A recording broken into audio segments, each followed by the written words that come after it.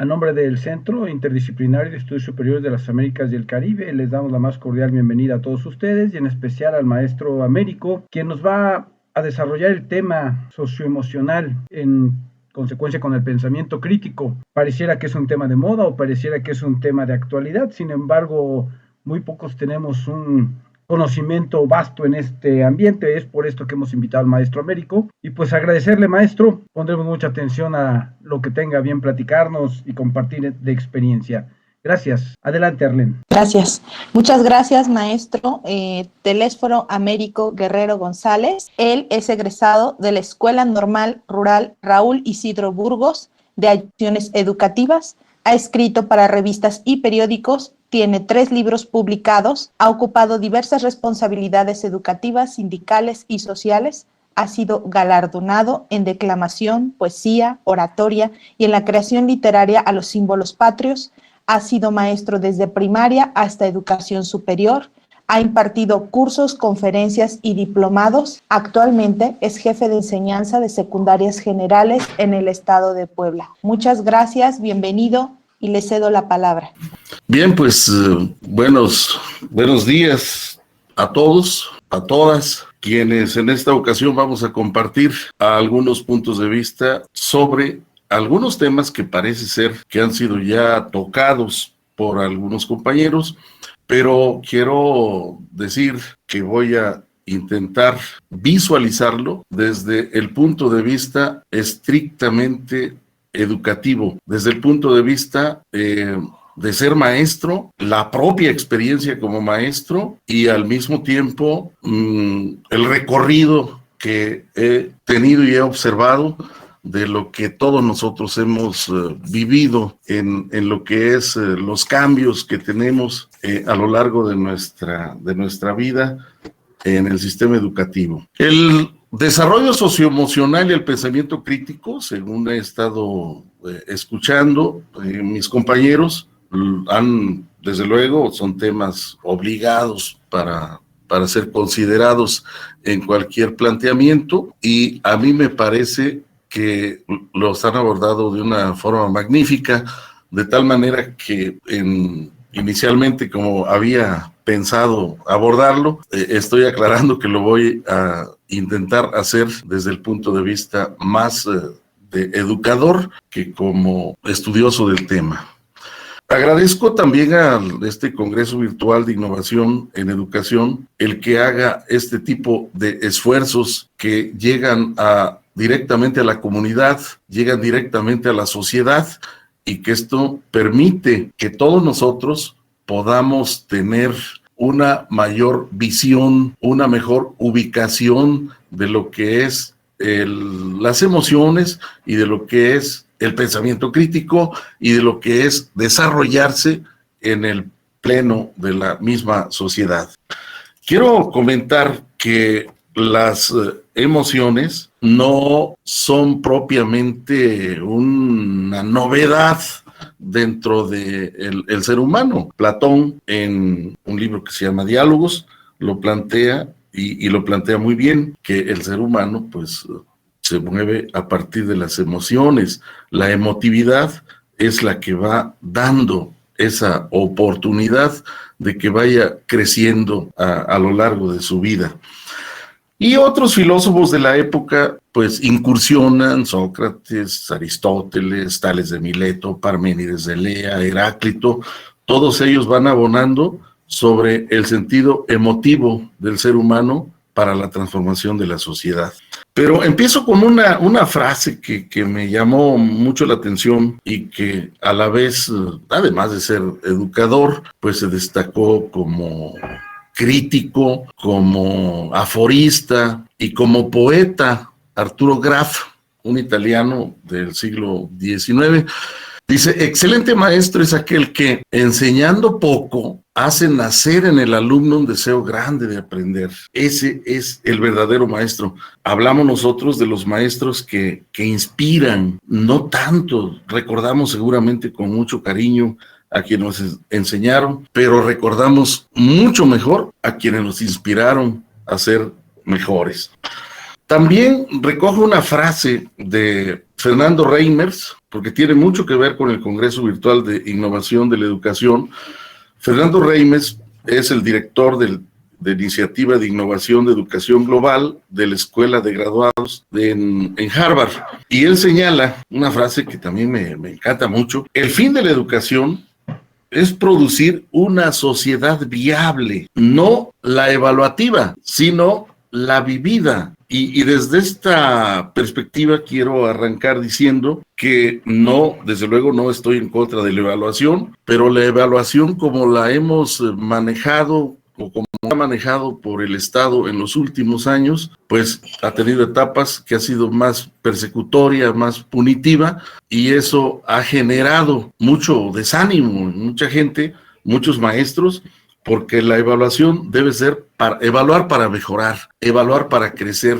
Nosotros mismos diariamente estamos obligados a hacernos una evaluación para ver cuánto hemos crecido, cuánto hemos mejorado, si somos los mismos de ayer, si somos los mismos de hoy, cuánto hemos cambiado. Para eso es la evaluación. Por eso me agrada mucho la frase de Fernando Reimers: el fin de la educación es producir una sociedad viable. Ese es el fin.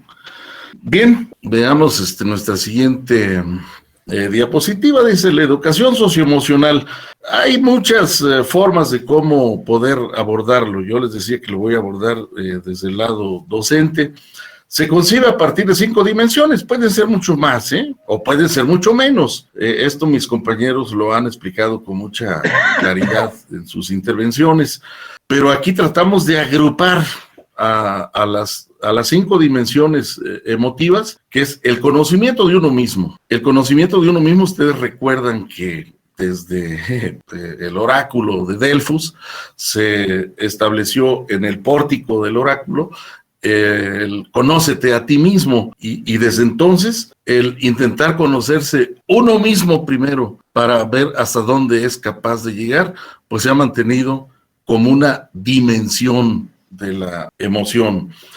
La autorregulación, la autonomía, la empatía, la colaboración se asocian a la capacidad de la toma de decisiones para actuar responsablemente, y estas han tratado de encajarse, han tratado de integrarse en la UNESCO, y la UNESCO, bueno, pues las ha clasificado en que nosotros, cuando aprendamos a aprender, pues estamos haciendo uso de las dimensiones emocionales. Cuando aprendamos aprender a hacer, se dice muy fácil, pero aprender a hacer en la sociedad, aprender a respetar en la sociedad, aprender a conducirse en la sociedad, no es tan simple.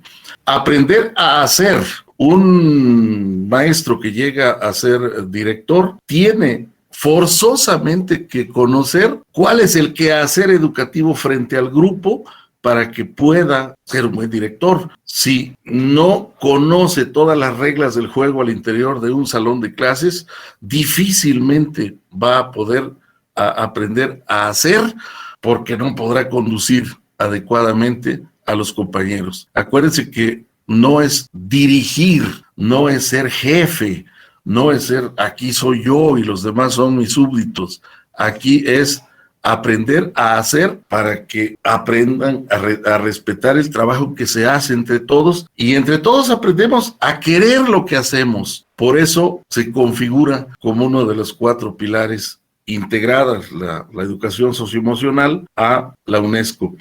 Y aprender a convivir, sobre todo en esta etapa que hemos tenido, pues para algunos lamentablemente la mala fortuna de la pandemia, y para otros que hemos salido afortunadamente bien, pues es una experiencia que acumulamos como la misma que se tuvo hace un siglo aquí en nuestra república, y que fue también una pandemia muy feroz, y que esta afortunadamente se pudo ir controlando con todos los asegúnes que se puedan poner, pero que finalmente aprendimos a convivir, no tan solo con la familia, que muchos quizá ya no teníamos la oportunidad de haber estado conviviendo tanto tiempo con ella, y a lo mejor se hizo una producción ahí no muy agradable, y otros al contrario.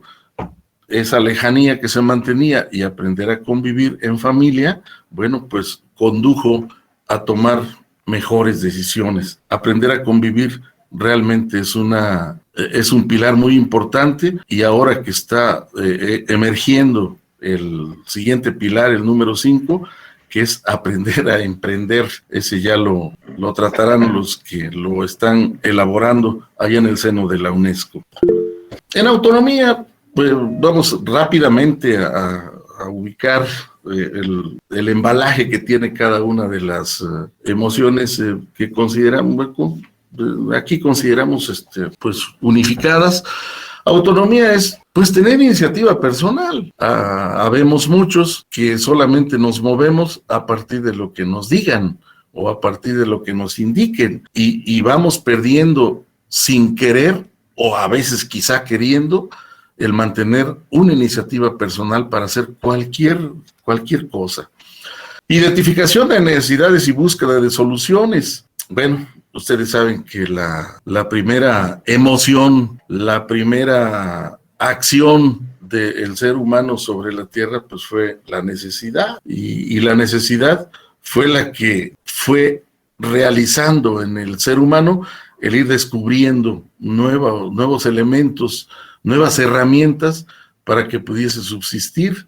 O sea que la necesidad pues es la madre de todas las cosas que vienen para bien, o a veces no tan para bien, depende hacia dónde se dirija el cañón de la necesidad y la búsqueda de esa misma solución. Liderazgo y apertura. En el caso de liderazgo, señalé hace rato, para no salirme del tema educativo, un buen supervisor, para que tenga liderazgo firme, liderazgo fuerte, debe saber las actividades que realiza un director, porque como hablamos hace rato del director, si no se conocen las actividades a pie firme de lo que hace un docente en el grupo, también el supervisor, si no conoce a fondo lo que debe hacer el director, pues también llega a cometer errores. Pero el liderazgo también es la apertura, o sea, estar abierto, tener mente abierta para las cosas nuevas que llegan, para las cosas que nos van a servir como sociedad, que nos van a servir como maestros, que nos van a servir para tratar de dejar una pequeña huella en los demás. Esa apertura que debemos mantener siempre a que antes de que hable otro, casi lo estamos deteniendo porque su comentario nos pueda resultar no agradable.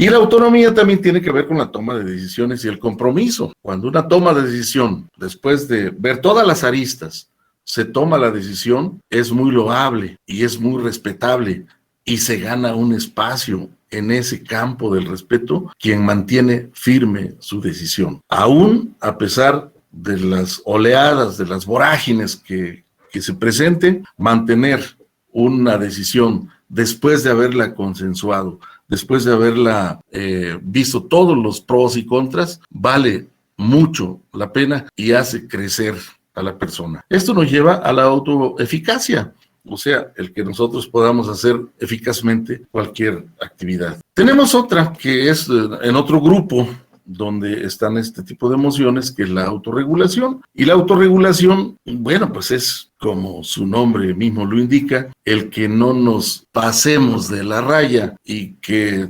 transitar más allá de esa raya nos puede conllevar a generar un problema innecesario. Por eso, una de sus primeras características es la metacognición. La metacognición es la que tenemos más allá del conocimiento, es la que nos permite, antes de cometer el error de decir sí o decir no a algo, pues bueno, abastecernos de lo que está más allá de nuestro alcance, de lo que podemos imaginar, de lo que vamos a hacer, ¿no? La metacognición es extraordinaria en el manejo, sobre todo para aquellos grandes proyectos en los cuales se inmersa la sociedad, la economía, las finanzas, el gobierno, el comercio, etcétera.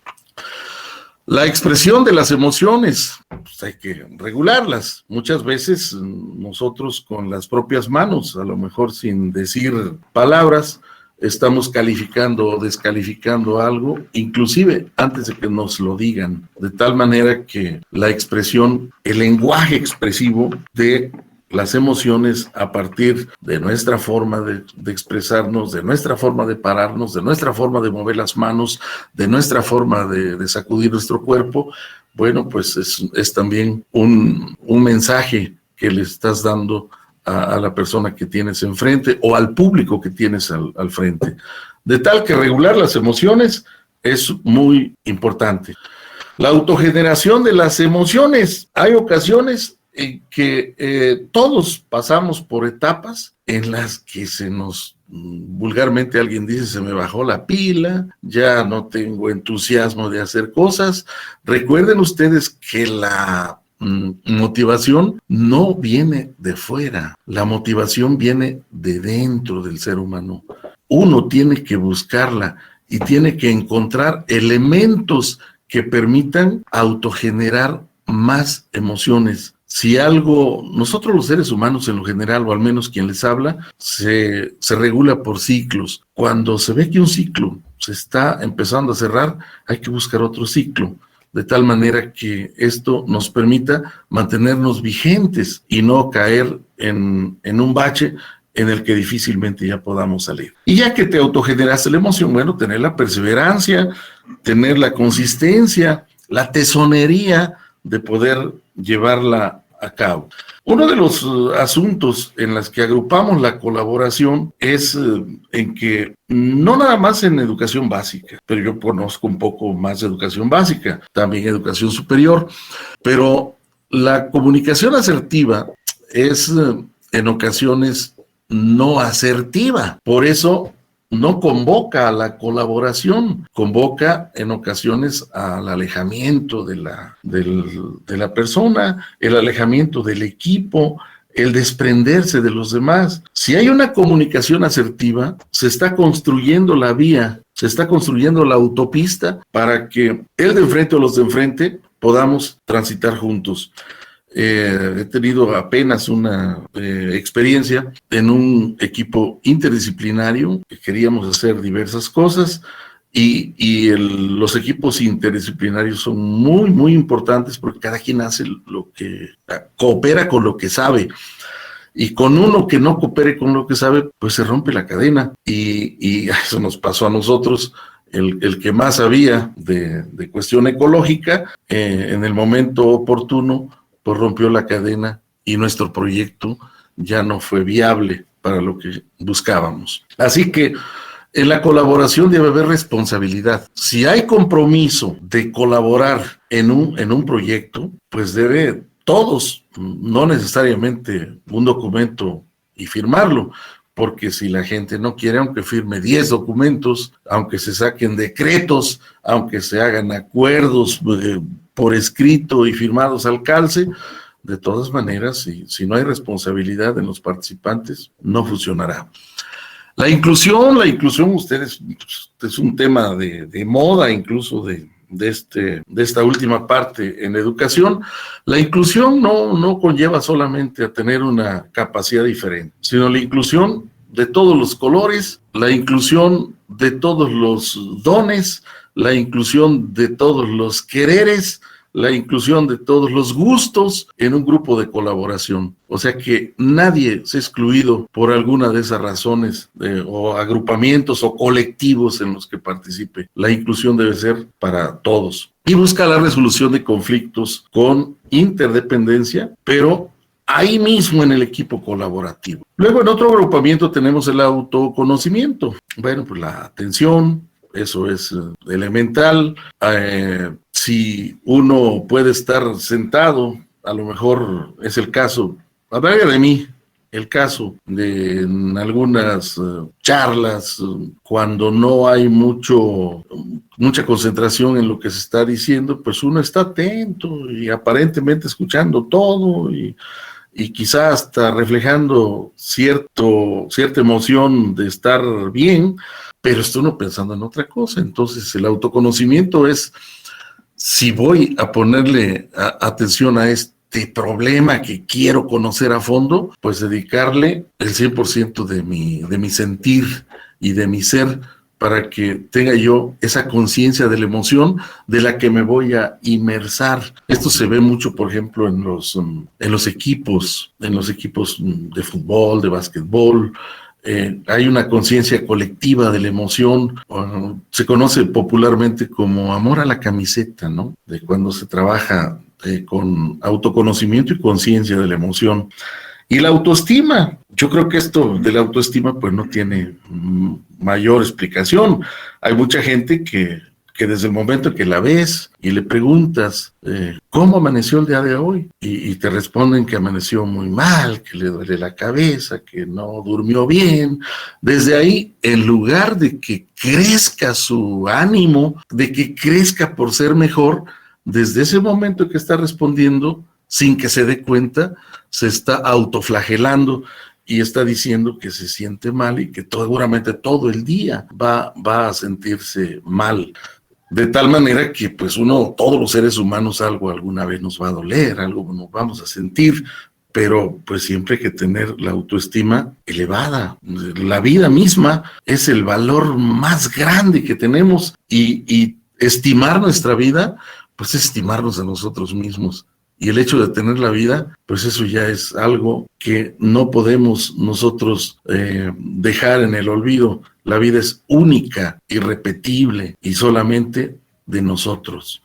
El aprecio y la gratitud, hay que aprender a apreciar a la gente y apreciar lo que nos ofrecen. Si nos ofrecen un dulce, hay que tomarlo con afecto y además con gratitud, porque quizá esa familia o esa persona se desprendió de algo para dárnoslo de todo corazón, y si lo recibimos o le decimos, no, quédeselo en otra ocasión, yo ahorita no lo necesito, es también hacer sentir mal a aquella parte.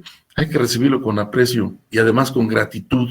Hay un poema hermosísimo que tiene que ver mucho con la gratitud, que se los recomiendo para cuando lo quieran leer. Seguramente se lo saben porque ustedes en general, pues veo aquí por los que están conectados, son personas ya con mucha experiencia, con mucha calidad.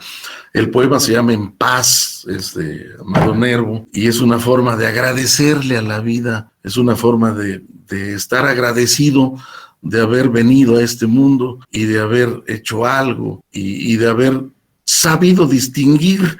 Cuando se siembra algo positivo va a germinar, y también cuando se siembra otro tipo de afecto, también lamentablemente aparece, ¿no? Y el bienestar, bueno, es una palabra vieja, pero ahorita traída nuevamente al escenario educativo. El bienestar es sentirse bien siempre, y mi recomendación es que siempre ustedes digan pues que se sienten bien, aunque de repente traigan por ahí un pequeño malestar, pero si lo dicen y lo cultivan, pues se les va a hacer mayor. La empatía ya lo dijo mi compañera Herrera Anita con mucha claridad de lo que es la empatía, solamente la toco, la retomo de muy rápido, no me quiero ir con el tiempo. Es el bienestar y trato digno hacia las personas. Comúnmente nosotros le llamamos, ponte en los zapatos de aquel, a ver qué siente cuando lo felicitas o a ver qué siente cuando lo agredes. Ahí mantente un rato y observarás lo que es parte de la empatía y vas a empezar a apreciarla.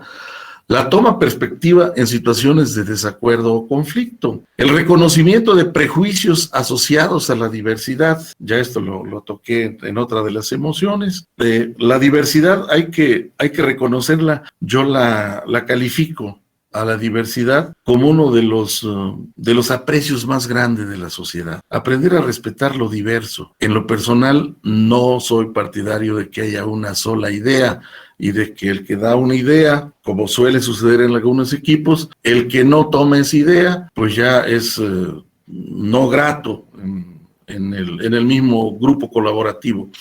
Las ideas se generan, se fortalecen a partir de la diversidad. Cuanto más diverso sea el universo para poder construirla, se hacen más fuertes. Sensibilidad a las personas que sufren exclusión o discriminación, bueno, pues eso se responde prácticamente con la anterior. Nadie tiene que ser excluido y menos discriminado.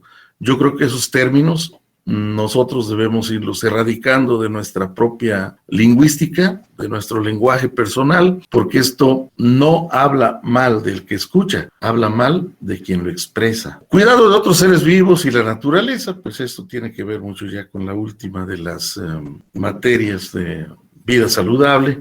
Y bueno, todos estamos obligados ahora, todos, sin excepción, a cuidar a los seres vivos y a cuidar a nuestra madre tierra. Si no lo hacemos nosotros, difícilmente lo harán otros. Voy a apresurarme un poco porque voy atrasadón. Con esta figura, con este conjunto de emociones amalgamadas, arropadas, conjuntadas en esas 5 dimensiones, la quiero traspolar, la quiero trasladar a lo que es el pensamiento crítico. ¿Por qué nos cuesta trabajo ahorita poder amalgamar un pensamiento sensato? La palabra crítica, mucha gente piensa a bote pronto que es criticar, que es ser criticón. No, nada de eso, no tiene que ver nada con eso. El pensamiento crítico es el razonado sobre un conjunto de cosas que hay para poder tomar la mejor decisión. Pero el pensamiento crítico no nace solo, tiene que cultivarse. ¿Y dónde tiene que abastecerse? En estas 5 dimensiones. Ustedes, les digo, pueden crear más o reducir, pero el pensamiento crítico va a venir justamente de las emociones para cómo lo vamos a armar, cómo lo vamos a traspolar, cómo lo vamos a llevar a cabo. Por ejemplo, si nosotros, al menos en lo personal, yo calificaría 3 emociones gratas para que nos ubiquen en la construcción del pensamiento crítico. Respeto, que fue tocado por nuestra compañera en los valores, responsabilidad y desde luego amor. Son 3 emociones que yo considero las más gratas, porque el respeto dignifica al ser humano y dignifica a la persona que lo prodiga y dignifica a la persona que la recibe. La responsabilidad nos genera una emoción, compañeros y compañeras.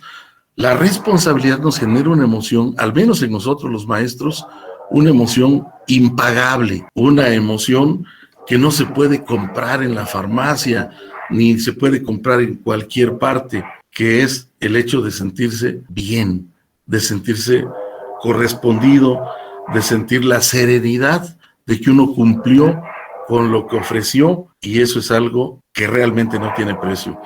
Y bueno, el amor a todo lo que hacemos. Si algo van a emprender y no lo hacen con cariño, no lo hacen con amor, con pasión, mejor no hacer, y mejor que lo hagan otros, ¿no? Y distingo 3 emociones también no gratas que contribuyen al pensamiento crítico. Las que yo veo como las más peligrosas en un momento dado es el miedo, la tristeza o la ira.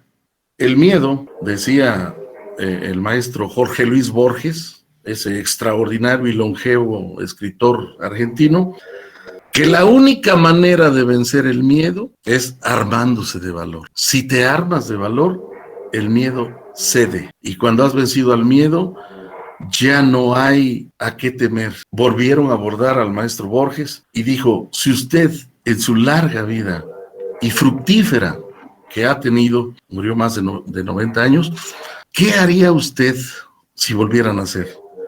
Dice, lo único que haría es arriesgarme un poco más, perder el miedo. Eso es lo que haría en mi vida. Y recuerden que las grandes decisiones de ustedes y de otros que no están conectados y de su servidor, las grandes decisiones se toman en segundos. Y ya después se van complementando y se van desarrollando y se van acrecentando, pero las grandes decisiones son en segundos. La tristeza, bueno, la tristeza es un estado de ánimo nada grato. Y para salir de la tristeza, pues ya dije hace rato lo que hay que hacer. Hay que juzgar en uno mismo para encontrar nuevas formas de cómo superarla. La ira es muy fácil. Cuando estemos enojados, no abrir la boca. Y ya que se nos pase, pues entonces abrirla, pero ya habiéndolo pensado un poco más, ¿no? ¿Puede enseñarse el pensamiento crítico? Por supuesto que sí. Porque el pensamiento crítico no es una habilidad que el ser humano ya nace con ella. No, es algo que se desarrolla, es algo que se cultiva, que se realiza, que crece con él mismo. Es un tipo de pensamiento. Cuando se va a tomar una decisión hay que ver no solamente un solo lado, hay que ver todos los lados por los cuales podemos nosotros abordar un tema para tomar una decisión, estar abierto a evidencias que haya inconformidad con algunas ideas y poder arroparlas e integrarlas. El hacer todo esto es pues cultivar esa habilidad del pensamiento crítico. Resolución de problemas, nos va a llevar a resolución de problemas desde luego. Y recuerden ustedes que el pensamiento crítico está basado en el pensamiento científico. Claro, hay mucha gente, y me consta, en muchas comunidades que tienen un pensamiento crítico natural y los que siembran saben que en determinado tiempo va a empezar a llover y cuando va a haber no lluvia y qué sembrar con poca lluvia y qué sembrar con mucha lluvia. Esto determina de alguna manera también su consumismo, su forma de vida, el que se vaya autorregulando el consumo de lo que cultiva. Aquí, si el ser humano no sabe mucho de un tema, es muy difícil que piense desde múltiples perspectivas. O sea, para el pensamiento crítico hay que abordarlo con diversas fuentes que nos permitan vislumbrar que vamos a tomar una decisión en la que lo hemos razonado, lo hemos pensado, no hablar pues por hablar. Sabemos muchos que quizá estamos en esa costumbre de decir cosas que después nos andamos arrepintiendo, ¿no? De tal manera que el pensamiento crítico es una amalgama de cosas que debemos nosotros construir. Incluso el pensamiento crítico, a diferencia de como, bueno, no a diferencia, en la misma línea que lo decía mi compañera hace rato, ahora está legislado, tiene sustento jurídico, tiene sustento en el artículo 3º constitucional, el desarrollo del pensamiento crítico y el fortalecimiento de los lazos entre escuela y comunidad, ley general de educación, de los criterios de educación, el desarrollo del pensamiento crítico. Y bueno, la intención de esto que estoy presentando es lo que con toda seguridad va a incluirse ya en el nuevo esquema del nuevo modelo educativo. Aquí me remito un poquito a Juan Jacobo Rousseau. Él señalaba que todos nacemos libres, pero al ir creciendo, poco a poco nos vamos encadenando. Y esto del fortalecimiento de la escuela y la comunidad tiene que ver mucho con ese desencadene que nosotros hagamos de poner la escuela otra vez en el centro del aprendizaje del pueblo, de la comunidad. Vean, aquí en Puebla contamos afortunadamente con uno de los pensadores más ilustres, es mi punto de vista, filósofo, educador, con una amplísima experiencia en temas educacionales, que es el doctor Luis Benavides y Lizaliturri, y él, y me da mucho orgullo decirlo, él con un grupo de compañeros propuso que la escuela volviese a ser el centro del desarrollo de la comunidad. No estamos en contra de Erasmo de Rotterdam, recordarán que él fundamentó mucho lo del humanismo, porque hasta ahorita en los planes y programas tenemos al estudiante, al alumno, como el centro. No lo estamos excluyendo. Estamos llegando a la escuela, que es el territorio en un pueblito. Lo más importante es su escuela y la hemos olvidado. Recuerden ustedes quisiera hacer muchas historias, pero el tiempo se me va a ir. Los planes y programas de este enorme educador, José Vasconcelos, con el desarrollo de la campaña nacional de alfabetización de 1922, o con la creación de las misiones culturales de 1923, o con la creación de las heroicas normales rurales en todo el país iniciándose en 1922, y la generación de todo un contexto, de todo un pensamiento no único, pero sí muy solidificado con el maestro Rafael Ramírez Castañeda, con el maestro Narciso Basols, con el maestro Manuel Sáenz, con el maestro Moisés Sáenz. Todos ellos configuraron la escuela rural mexicana, y con el pensamiento de la escuela rural mexicana y de inyectarle la parte científica al conocimiento, bueno, pues nos llevaron a transitar a lo que estamos volviendo, a la escuela y la comunidad, territorio libre y propio de la comunidad. Ayer mismo les decía a unos compañeros maestros, ¿cómo es posible que los que vivimos en la ciudad no nos conozcamos ni siquiera el que vive al lado, ni nos saludamos, ni sabemos cómo se llaman? Obvio, tampoco ellos saben cómo nos llamamos nosotros. Y en una comunidad pequeña, todo el mundo sabe dónde vive fulano de tal, y todo el mundo sabe quién es el que tiene maíz, y todo el mundo sabe quién es el que tiene más conocimiento, y todo el mundo sabe todo. ¿Por qué? Porque al final de cuentas, si rescatamos la escuela, otra vez como el centro, como lo hizo el gran maestro Jaime Torres Bodet, de la configuración del plan de los 11 años, de poner otra vez la escuela al centro, vean el desarrollo que tuvimos en los años finales de los 50 y los 60, con lo que se llama el milagro mexicano, el crecimiento. ¿Por qué? Porque la educación se centró en el desarrollo de la comunidad, en las cruzadas de alfabetización, y se cruzó y se fortaleció también, se abasteció con el pensamiento de José Santos Valdés, con Aguilera Dorantes, con muchos de los generadores del pensamiento progresista de ese tiempo, incluyendo desde luego a don Vicente Lombardo Toledano. Veo que el tiempo se me está yendo y me faltan diapositivas, se las voy a pasar nada más para refuerzo. Me comprometo, doctora Arlén, a que esta presentación, si usted gusta, se las pueda compartir a mis compañeros, pero me emociona el hecho de recordar esas grandes gestas de la escuela rural mexicana en la que se han configurado prácticamente el México que tenemos de hoy. Y en el pensamiento crítico, pues esas habilidades ya desarrolladas, tenemos la interpretación, análisis, evaluación, inferencia, argumentación, comparación, resúmenes y la autorregulación, que tiene que ver mucho con el primer nivel que platicamos. Y bueno, el pensamiento crítico pues también tiene sus niveles, como decimos ahora en cada actividad que realizamos, o cuando queremos calificar a alguien que es muy ducho en hacer algo y algo que no lo es tanto, y decimos, bueno, pues hay niveles, alguien lo hace de una forma y algún otro la realiza de otra manera.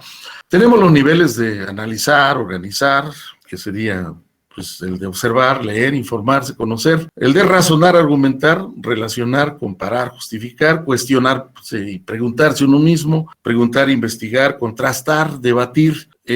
Mucha gente piensa que debatir es pelear, es un gravísimo error. La construcción desde los 7 sabios que hubo en el Ateneo de principios del siglo XX en México era debatir y nunca se pelearon. Siempre salió ganando el país, porque lo que debatieron fue justamente lo que fue a parar al artículo 3º constitucional de la Constitución de 1917. Evaluar, discriminar, ponderar, valorar, jerarquizar. Básicamente, evaluar es para valorar, no tanto para decir, ese tiene 10, ese tiene 9, ese tiene 6, ese tiene 1. Es valorar, hacer un juicio de valor sobre si la persona que vamos a emigrar a la sociedad está en capacidad de poderse desenvolver con todas las virtudes y con todos los defectos, pero siendo con una buena ciudadanía.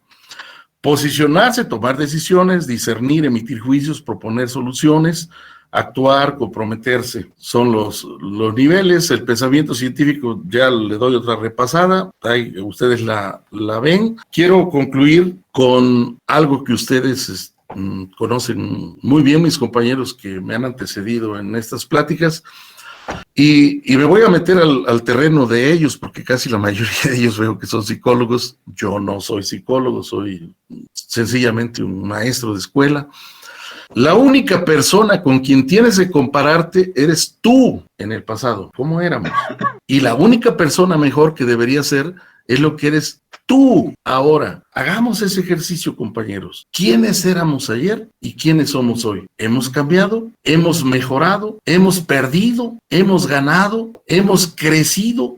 ¿Nos hemos mantenido igual? ¿Hicieron un libro ya que se lo habían planteado o no lo hicieron? ¿Seguimos siendo los mismos? O como decía Pablo Neruda, nosotros, los de entonces, ya no somos los mismos. La siguiente frase: uno es dueño de lo que habla, pero a la vez esclavo de lo que calla. Uno puede defenderse de los ataques. Contra el elogio se está indefenso. Esto es muy dado en los últimos tiempos con toda la amalgama de funcionarios que tenemos de todos los niveles. Apera le ataca a uno y va al contraataque.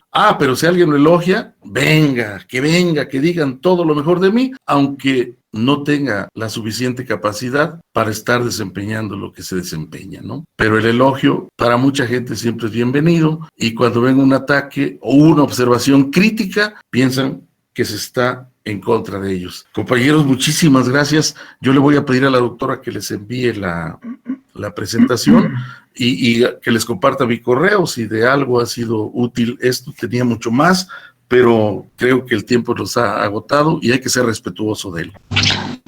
Muchas gracias, maestro Américo. Lo están felicitando, le envían que es una excelente presentación. En el cual se vive mucha violencia. ¿Qué recomienda para hacer cambiar estas emociones dentro de las instituciones educativas? Una pregunta muy interesante, pero sí es muy fácil realmente, porque en las instituciones educativas las tenemos prácticamente blindadas.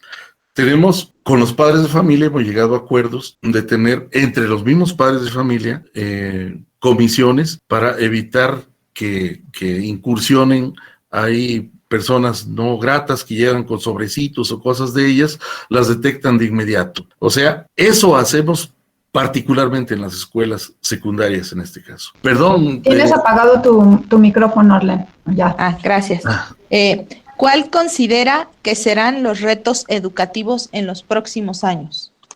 Tenemos varios. El primer reto que yo pondría a prueba aquí al ciudadano presidente, al ciudadano gobernador de nuestro estado y a los gobernadores de los demás estados, porque según tengo un chat aquí hay unos de Durango y hay unos de Guerrero, pondría también a prueba a ellos a que hagamos una verdadera cruzada de alfabetización. Es lamentable que en pleno siglo XXI, ya en 2022, todavía andemos sobre los márgenes del 9% de personas que no saben leer y escribir. Y me refiero a analfabetas funcionales, o sea, de no saber leer y escribir. Si nos vamos a los digitales, pues somos muchísimos, ¿no? Pero a los que no saben leer y escribir, el primer reto, una cruzada nacional. Aquí, para la cultura, el arte y la educación, no nos importan los colores de los partidos, ni quién gobierne. Aquí nos importa que den resultados. Y si hiciésemos esa jornada nacional, cruzada nacional, el nombre que le quieran poner, pero que abatamos el analfabetismo, sería el primer reto.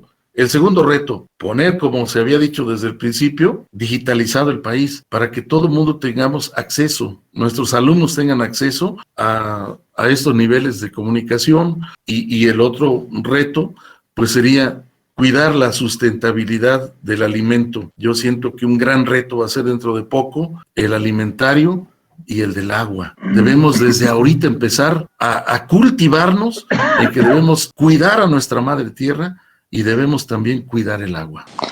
Muchas gracias. Por aquí también nos hacen una pregunta, que si puede darnos la diferencia entre estar bien y bienestar. Bueno, estar bien es personal, sentirse bien con uno mismo. Y el bienestar es generar de ti hacia afuera lo que eres y que hagas sentir bien a otros, no nada más a ti. Muchas gracias. Y ya por último, ¿qué tipo de programas, alianzas sugiere entre la academia y las empresas para contribuirse una a la otra hacia una mejor sociedad basada en valores? Pues la primera, creo que hay un buen intento de parte del gobierno de la República de que, bueno, haya un acuerdo entre empresarios y jóvenes para que no se queden sin estudiar. A mí me gustaría que se le diera seguimiento a esos acuerdos, porque muchos de los que gozan de esa beca no la utilizan para el fin que fue establecido.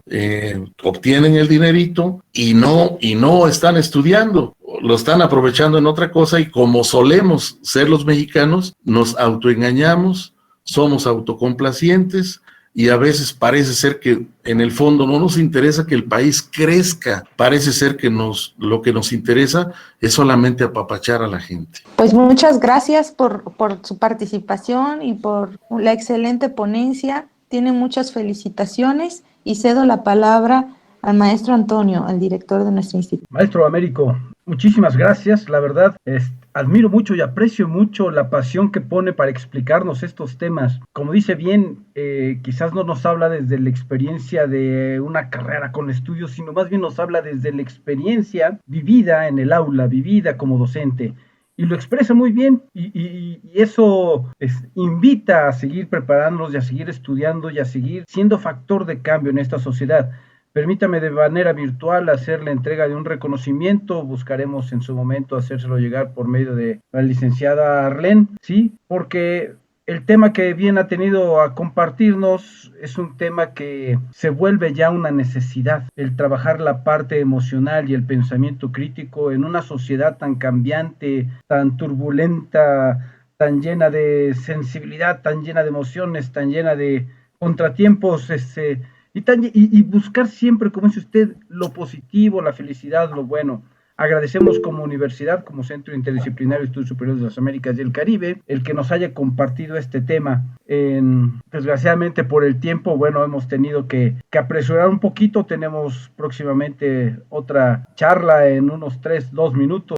Le agradezco mucho y pues seguiremos en contacto. Muchas gracias, maestro. Muchísimas gracias a ustedes. Y ahí está mi correo, mi número, y para los compañeros que quieran preguntar algo, pues a través de ustedes, con mucho gusto contesto. Y gracias por la invitación, y gracias a todos los que se conectaron. Los abrazo a la distancia. Muchas gracias, maestro.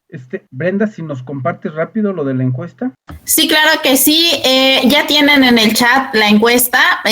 Ya también tienen el nombre de lo que fue esta segunda excelente y magnífica ponencia por el maestro Américo Guerrero.